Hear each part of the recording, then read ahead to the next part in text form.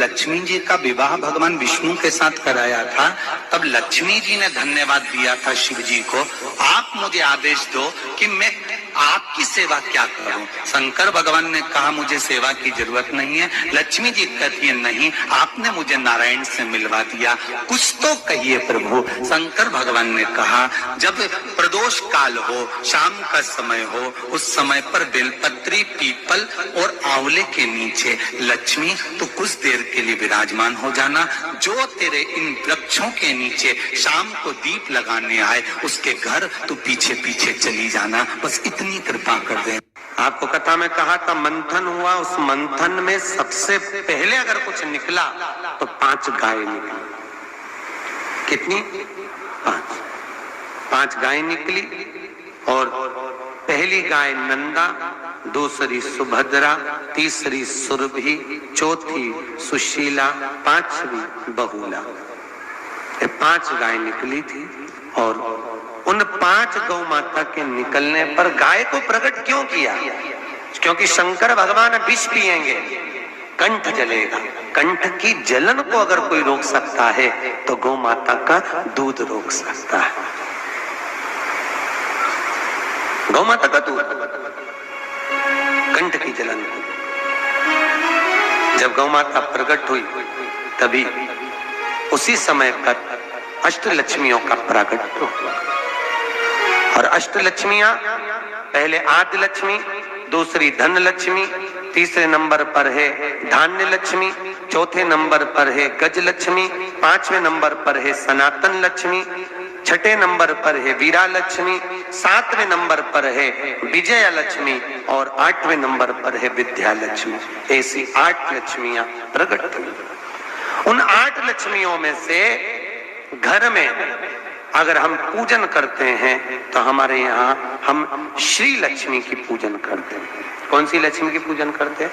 श्री लक्ष्मी। दुकान पर जिस दिन दीपावली का दिन रहता है, ऑफिस में, दुकान पर अगर हम लक्ष्मी की पूजन करें तो विजया लक्ष्मी की पूजन करना चाहिए। कौन सी लक्ष्मी? विजया लक्ष्मी। विजय लक्ष्मी का मतलब जानते हो? जब दुकान पर, ऑफिस में दिवाली के दिन पूजन करो तो 5 कमल गट्टे, कमल गट्टे जानते हो, ऐसे काले काले आते हैं, किराने की दुकान पे मिलते हैं। 5 कमल गट्टे, 5 हल्दी की गट्ठान, 5 धने के दाने, धने के दाने, 5 हरी मूंग के दाने एक लाल पोटली में बांधकर विजया लक्ष्मी के नाम से ऑफिस में रख देना चाहिए। जिंदगी में कभी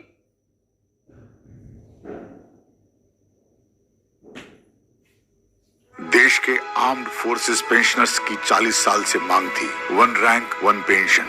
आखिरकार ये मांग के महीने में 1 बेलपत्र 3 शमी पत्र, कार्तिक के महीने की दोनों अष्टमी में से किसी भी अष्टमी पर, चाहे उजाले की हो चाहे अंधेरे की, शुक्ल पक्ष की हो चाहे कृष्ण पक्ष की, 1 बेलपत्र 3 शमी पत्र आप कभी दिल से, कभी मौका मिले हृदय से, दामोदर मास में, कार्तिक मास में अशोक सुंदरी वाली जगह का स्पर्श कर कर भगवान शंकर के शिवलिंग पर एक बार समर्पित कर कर देखना। और दूसरे वर्ष इंतजार करना कि तुमने कार्तिक महीने में अष्टमी के दिन बाबा को शमी पत्र और बेलपत्र दिया था, क्या बाबा ने तेरे घर में धन और वैभव दिया कि नहीं दी? मौली मतलब हाथ में जो नाड़ा बांधते हैं, लच्छा, मौली, लच्छा, नाड़ा, हाथ में बांधने वाला, पूजन वाला धागा लाल, घी का दिया लगाकर 5 परिक्रमा आंवले के वृक्ष की कर लीजिए। और परिक्रमा कर कर धागे को वहीं पर छोड़कर थोड़ा सा धागा और अलग से लेकर किसी टहनी पर उसको कामना कर कर बांध दीजिए।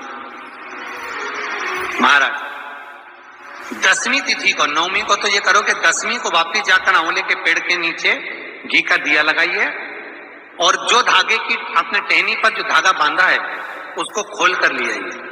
अपने हाथ पर बांधकर उसी धागे को पहनकर अपने काम के लिए निकल जाइए, आपको सफलता प्राप्त हो जाएगी। इसमें अगर तकलीफ हो, कमाई अच्छी नहीं हो रही हो और नहीं चल रहा हो, तो निवेदन करूंगा कि किसी के चक्कर में मत पड़ना, कहीं जाकर पूछना मत ही। केवल देव उठनी एकादशी के दिन, जो अभी आने वाली है कार्तिक के महीने में देव उठनी एकादशी, इस दिन एक सिक्का, जब रात्रि को आप तुलसी जी की पूजन करें, ठाकुर जी की पूजन करें, एक सिक्का उसको नीचे रखकर उसको भगवान को विराजमान कर तुलसी माता या शालिग्राम जी को विराजमान कर फिर पूजन करना।